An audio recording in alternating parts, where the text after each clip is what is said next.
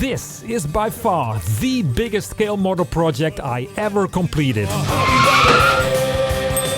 Hi there you scale model kit lovers and welcome in my super tiny shed. Today I'm going to show you how I built this Italeri Ford Transit Mark II in 1:24 scale. I bought and painted the van already in 2017 and back then there was no Robby channel. So there is no footage of it, but I will show you all the techniques I applied. The Transit will feature in a humongous diorama and it will have figures too. Painting those scared the sprues out of me. Are you cool enough to check if I succeeded? Okay, so no actual footage of the painting of the van, but I will tell you how I did it. The parts of this kit, a former Esky mold, were made in white plastic. The kit contains not so many parts and is easy to assemble. It fits quite nice, but it doesn't contain much detail. So how did I build up the paint process? Basically, it's the same as I did on the Tamiya Mini Cooper. I wanted to recreate a British gas van just as Italeri sells the kit. First I sprayed on the Tamiya primer coat. After that dried, I hosed on some Vallejo Panzer Aces Dark Rust. Vallejo is a bit a pain in the bum to spray, so make sure you add some retarder to prevent clogging in your spray gun. Then I sealed the dark rust with Vallejo matte varnish. This is to protect this layer. After the varnish, I put on the Vallejo chipping medium. When that fully dried, I sprayed on Vallejo white. We are now at layer 5, people. Then I masked the van in order to put on the blue color, which is Vallejo Royal Blue. Masking can't be taken too seriously. Please make sure you put on the masking tape as well as you can, as overspray is around the corner. It happened to me and I had to start all over again. After the blue was put on, the fun started. On spots you want the van to rust, you put on some water with a cotton bud. Leave the water to do its trick for a while, which is softening the paint, and then start scraping off the blue and the white layers until the brown rust layer emerges. This is so satisfying. With scraping off these layers you add a very convincing feature to your model. I think it is better than painting on the rust spots afterwards. The decals, like the striping on the sides and the lettering, were done after this process. The model isn't that detailed. No wonder, as its origins stem from 1984 and this is a rerun using largely the same molds. So I made some changes to it and one of them was battering the hood. I used an incense stick just as I did with the Mini Cooper. I added small vertical beams to the grille of the Transit by using evergreen plastic strips. The Ford logo was made more three-dimensional with microscale crystal clear glue which dries transparent. The headlights don't have a background in the kit, so through the transparent parts you are staring into the empty engine bay. I solved this by using evergreen plastic once again, this time the very thin 0.13mm sheet which I pulled over a rounded object to make it concave. You can see the bulges from the inside. The indicator lights were detailed with 4 screws, which are actually very small plastic pieces I made with a stone setting beading tool. The big hole on the sliding door was made by using my Dremel with a milling cutter on the inside of the body. It takes patience and care not to burn through the plastic too fast. Together with sanding and a knife, this looks a pretty convincing hole to me. How did I do the ass tag on the bus? Alright, I actually sprayed it using a template I cut from my 0.25mm piece of evergreen plastic. On the backside of the template, 2 strips of plastic are glued on to create space between the body of the van and the template. This time I did want to have overspray as it would look more real to me. The standard interior in the kit is a bit dull and not detailed so much. I wanted the cloth on the seats to look saggy and I found a technique that could do the trick. I glued on aluminum foil on the seats because that gives nice creases and you can tear it easily. That is of course one of its weaknesses too, so you'll have to be careful applying it. Seat belts were made by myself and later in this video I will show you the parts that will go on the doorposts in detail. The tools are also completely handmade from evergreen plastic strips and rods. The dashboard got a detailing treatment too. Indicator and wiper stalks were handmade with brass rods and pieces of plastic. The icons on the stalk ends, speed and tachometer gauges are all hand painted. Even the H pattern that shows the gears was painted by hand. The street guide is just a piece of print work on photo paper. It's relatively simple to add items like these. Some years ago I designed my own etching station and a sheet to try it on. This one was meant for the Heller Renault 4 GTL. You can see it was not a complete success, but the seatbelt parts look pretty neat. So I used them together with a strip cut from a mayonnaise tube which is made of thick aluminum foil. Come on! That has to be primed, and I did it with Tamiya Surface Primer by brush, although it doesn't paint that well, to be honest. From a piece of sprue I made this seat belt roll-up thing, and the belt itself was glued into the scrape slot. With Vallejo dark grey I painted all of this, but the characteristic stripes on the seat belts were painted in black. Using retarder in your paint helps a lot when painting those fine lines. After a bit of dry brushing, the seat belt was mounted in the Transit. At least, eventually they were. These sun visors were made off screen long time before this channel started. They are basically nothing more than some pieces of evergreen plastic and a brass rod. This Italeri kit does not contain a rearview mirror, while these vans do have them in real life. The mirror comes from an old kit and the construction was self-made of brass and a tiny plastic rod. The mirror foil is made by Hasegawa. I'm splitting hairs here. Come on. Oh. All these add-ons just make my van more credible. Robby. The door handles in the kit don't contain a lock, so I glued an aluminum painted piece of plastic rod in the square bit of the handle and then super carefully marked the lock's opening. Don't breathe and have your heart stop beating when doing this. Oh. I even made a door lock from brass sheet to fit on the door edge. The rims were painted in steel color, but underneath sits a layer of chipping medium by Vallejo. By wetting the steel color, this layer gets activated and with some sharp tools you're able to remove the paint. Applying some rust colors afterwards does the trick. And did you notice my self-made bolts on the wheels? I also made the center cap, or whatever this piece of black plastic is called, myself too. The rear window was remade because the original one in the kit is a bit too gross and coarse to me.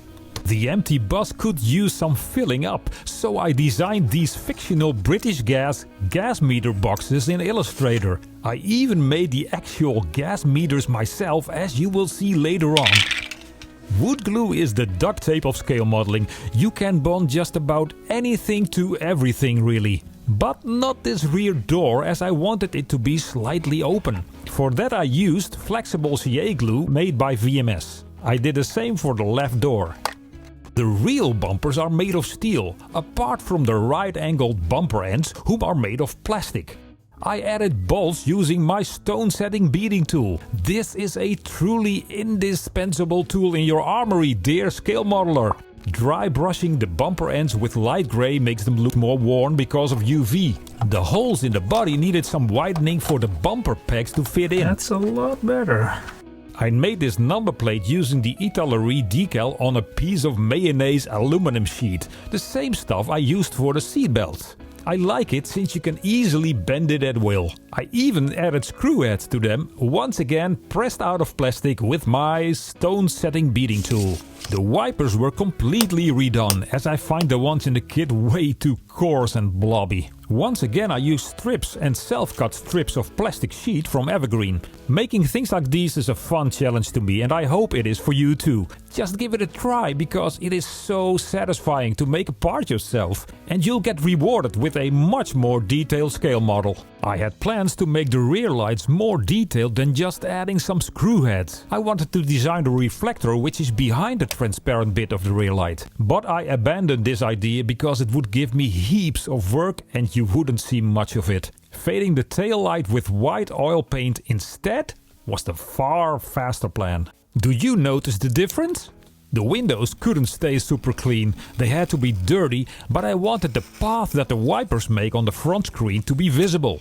The circular cutter comes in handy, although it takes some time to set it up properly. MIG oil brusher's dust was used to blemish the screen. I used the same dotting technique from Guru Fox as I did on the body of the bus. So basically you stipple on the paint you want to use and about where you want to have it. With odorless thinner, in my case from Italeri 502, you thin down the paint directly on the model. Use a flat brush for this and apply the streak in one direction from top to bottom. You have more than 4 hours to correct what you have weathered as the paint is still wet. But do consider that MIG oil brushes dry more quickly than normal oil paints like Italeri 502. Also, the lower parts of the van got dotted. It is quite natural to have accumulated dust there. I always find the end result look way better than when I have just applied the paint. It dries to a matte finish and it just looks great. Adding those little green furry animals from Mini Nature is a joy, and some self-stamped leaves had to be on there too.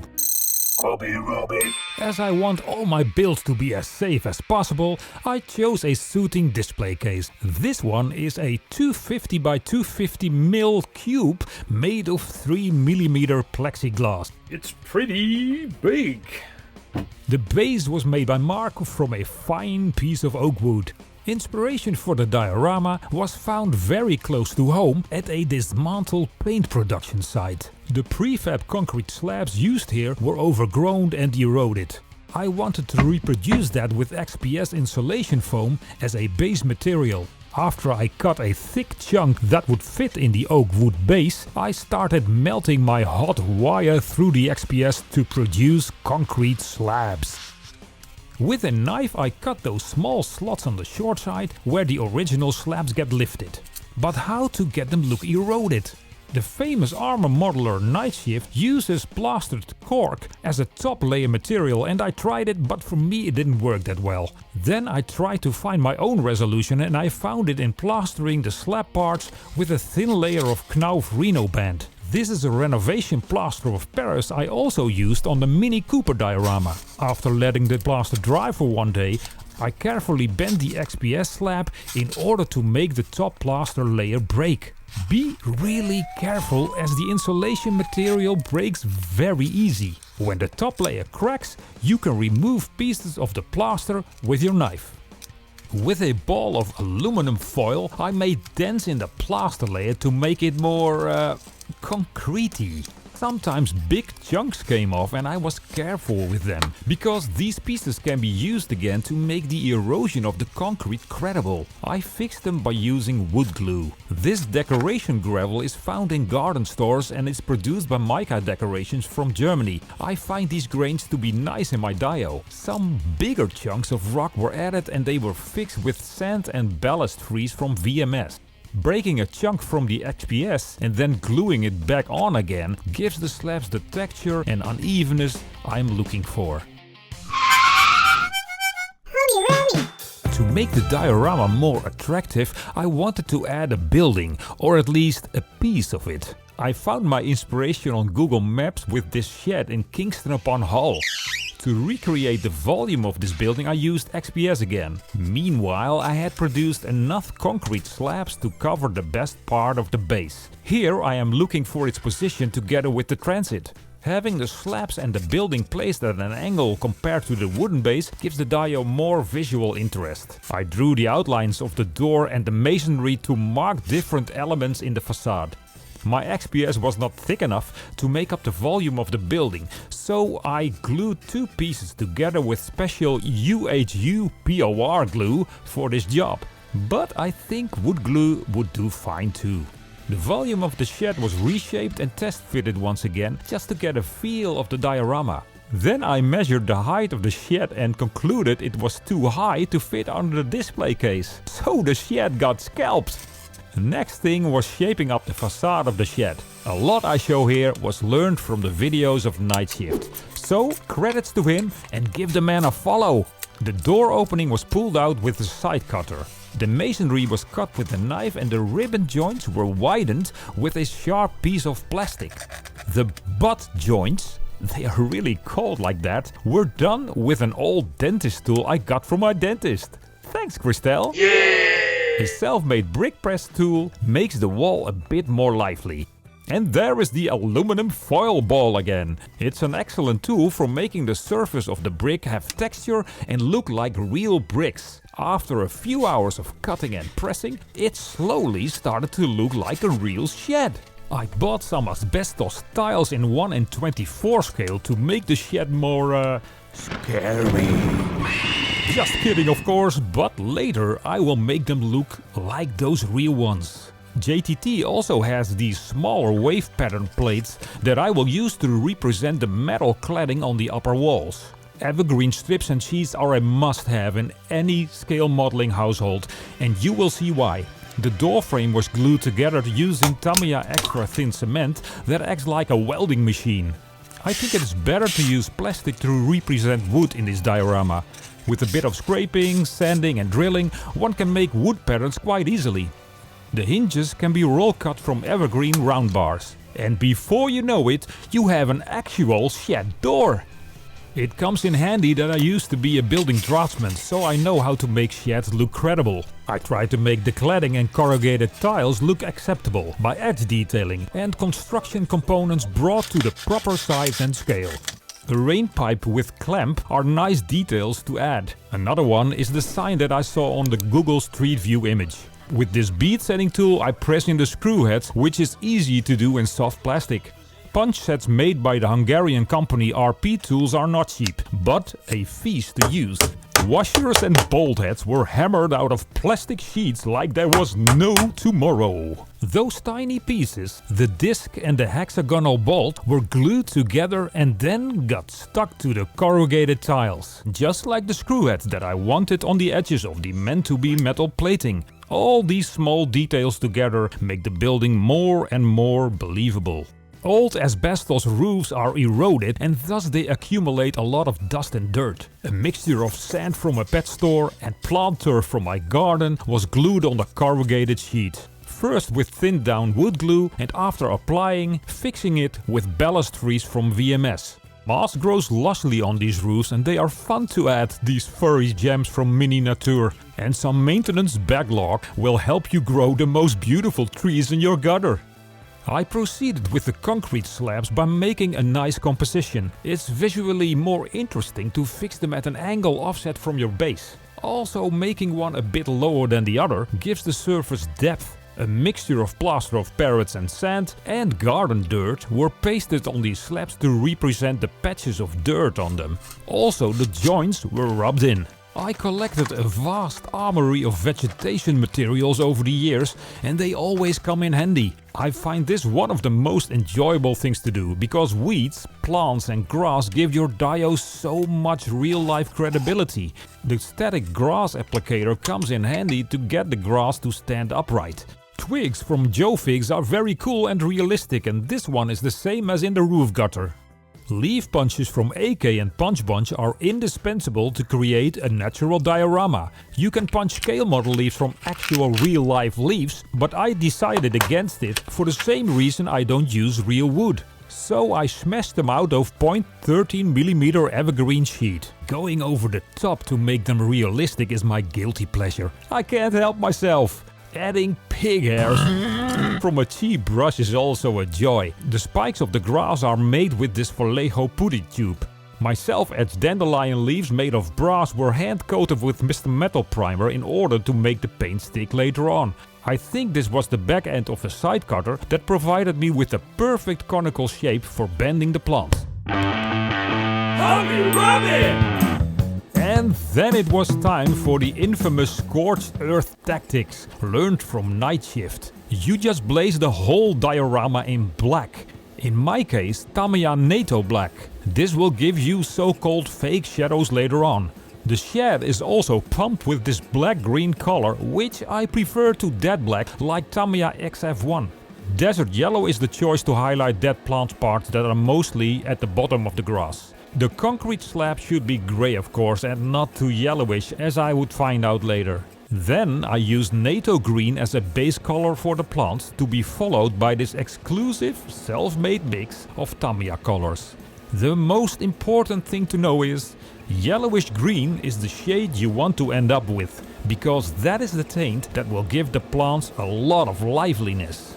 The metal cladding of the building was also shot in NATO green. But then I was once again, since I had this with my disastrous Tamiya Lotus 107 build, hit with tape that takes almost all the paint off. Gut-wrenching. I repainted it later by hand. Highlighting the corrugated asbestos tiles gives them more depth, and on the reference pics I saw that the tiles were covered with specks. Always practice first before you do this to prevent getting big blobs on your final work.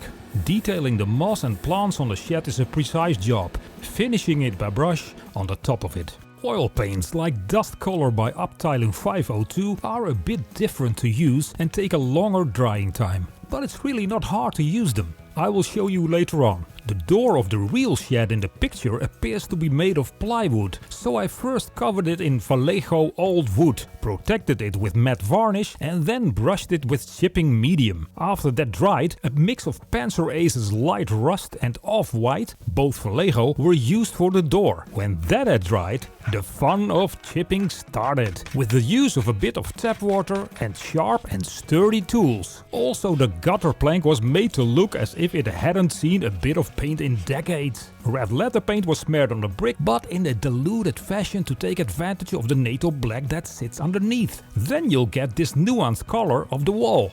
Giving object highlights, like very fine paint lines on the outer edges of them, really makes it all stand out. And rust streaks under the rivet heads just tells a story in tiny detail. I wanted to paint the sides of the diorama that don't deserve attention black. Yes, that black. No taints to it like with NATO black. I didn't want to spray paint the black for obvious reasons, because then I would have to mask it and it would probably kill my paintwork again. So it had to be done by brush. My first choice was the famous XF1 by Tamiya, and to be fully honest with you, it disappointed me a lot. Painting XF1 on large surfaces makes the paint streaks so clearly to spot. By far a better choice is Vallejo Black Primer. This paint is thinner because it is meant for spraying, but I diluted the Tamiya paint too. But Black Primer has a far better capability to level itself after brush painting it on large areas. It was time for the bricks to get grouted with a mixture of plaster of Paris and fine sand. Afterwards it was fixed with balustries. This product leaves a shiny gleam to the bricks that I don't want, so I varnished it with matte paint. The oil paints used for streaking also dry matte. The door on the street view picture has a sign on it, so I made this decal, protected it with matte varnish after it dried, and then faded it by using thinned white Uptiling paint. Back to the concrete slabs, who I considered to be too yellowish and who also needed some highlighting. After that I wanted to add some darker spots to the slabs to represent dirt. Uptiling oil paints are relatively cheap and easy to use. Add a bit of paint on a piece of cardboard a day prior to painting. This is to drain the oil from the paint, which will be absorbed by the cardboard. Take a bit of this paint on your brush and apply it on the area you want it to be. Then use odorless thinner, mine is from Uptiling 2, to thin down the paint and spread it over the area you want. What color do you need for the leaves? Just go out in nature and see for yourself. Basically all I do is go out and get my references from real life. It's not that hard. The detailing of the base continued and I enjoy this very much, even though I know not much will be visible as the transit will cover most of the base. But I find it very satisfying to give it all I've got. Every inch you detail matters. It makes your dio more and more credible. I just don't want to make savings on the effort for this. My self-etched dandelions were provided with a stem of copper wire and painted. The flower itself was punched out of felt. After that it was glued with VMS balustries just to get the hairs down a bit. Flexible CA glue is the best bet to get those flowers on these tiny stems. Maartje Giesbers is well known in the world of painting minis. She is an awesome painter and she was willing to give me and my friends a quick course in figure painting. Please don't judge me too much with this, as this is my first time I actually tried to paint figures in a better way than I did when I was 16. The painting technique she taught me, which is called layering, is a tough one and needs a lot of practice to get a hang of. And to be honest, to really learn this, you'll have to paint figures again and again as she does. Practice hones the skills, right? I painted her lips in the same color as the sprayed on text on the bus. Painting eyes is a heart-stopping exercise and even more difficult as most ladies wear makeup. Don't do this! I wanted a heart-shaped patch on the hot pants of this lady and made a mask out of tape. With Tamiya white putty I created a thin layer just enough to make it look raised. This trio of blue paints were chosen for her jeans, and I must say, painting these got off really well. For my skills at least. The patch was painted in the same shade as the graffiti on the bus, because I wanted her to be color related to it. Yeah, there she is. I put some highlights in the eyes and I can tell you, doing that's heart-stopping. But I made it.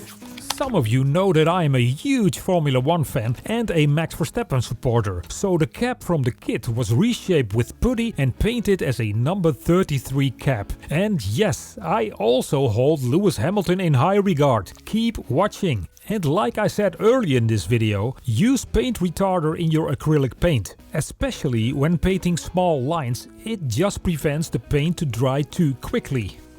I used the trick of zenithal lighting for painting the second figure. Black was sprayed on first and the so-called artificial sunlight was sprayed on top of it. By the way, Maartje doesn't use this technique, but for me it is a simpler way to paint a decent figure, and it cost me less time to do it. I didn't use white for zenithal light, but dark tan. But white gives you stronger contrasts. I applied the colors in a very thinned down manner, called glazing. In that way the dark and light contrast should poke through. There are a lot of very good figure painters around here who can do this much better than I do and who probably use better techniques. But for me, this is the best I can do for now. I made the shadows a little more dark and the highlights a little more light, because when you are glazing you always lose a bit of contrast. The Nike Airs were made ready with a milky juice for more detailed work later on. Detailing figures is a thing I like to do. Painting fingernails and a label on the spray can. The swoosh on the shoe, love that. The face is the hardest part to paint. This will make or break your figure. I'm very happy how she turned out eventually. A little glimmer in her eyes just makes her come to life.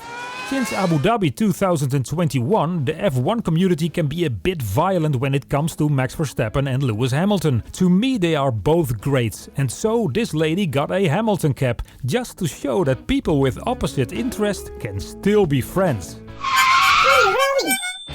I designed this tongue-in-cheekish label for the base with a heart referring to the heart patch on the lady's bum.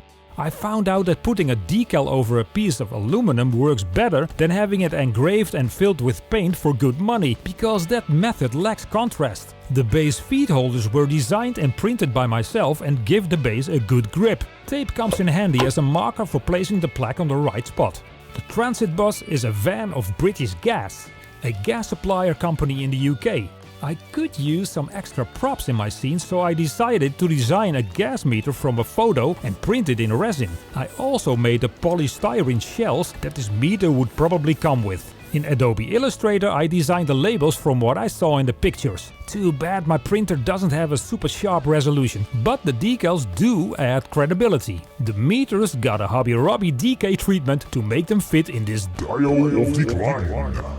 I wanted some of the polystyrene shells to be broken, as you often see this in real life. Unfortunately, of course, and I hate this stuff from my gut, as it pollutes the environment with all its little balls that blow with the wind. To make a terrible plastic soup, I painted hundreds of little white dots on the greyish off-white background to mimic the PS texture of these shells. A little bit of olive oil paint from my MIG oil brusher shows the algae on it.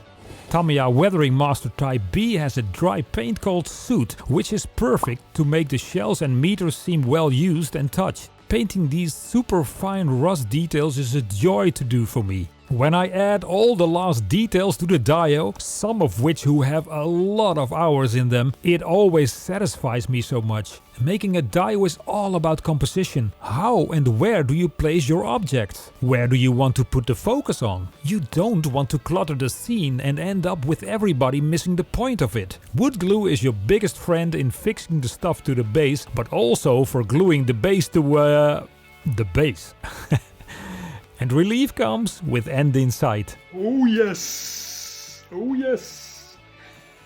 The building got placed and then the rusted gas meter could be put leaning to its wall. I needed something extra on the roof of the Transit as this is quite a big area of the dio. Just placing leaves on them didn't cut it for me. So I got this self-made resin bottle out of my stash, drilled out its opening and gave it a label. And with gluing this bottle of Chardonnay, likely a good friend of the girls in the scene, the diorama was done.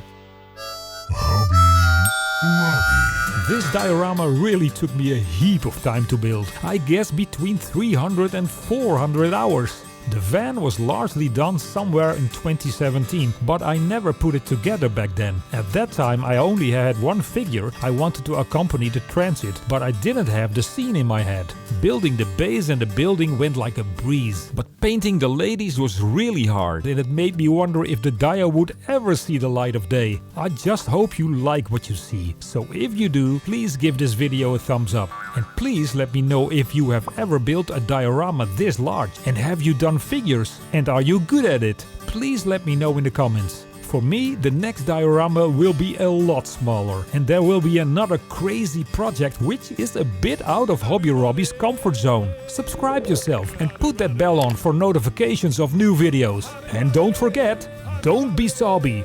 Build a car model kit and watch Hobby Robby! Hobby Robby! Hobby Robby!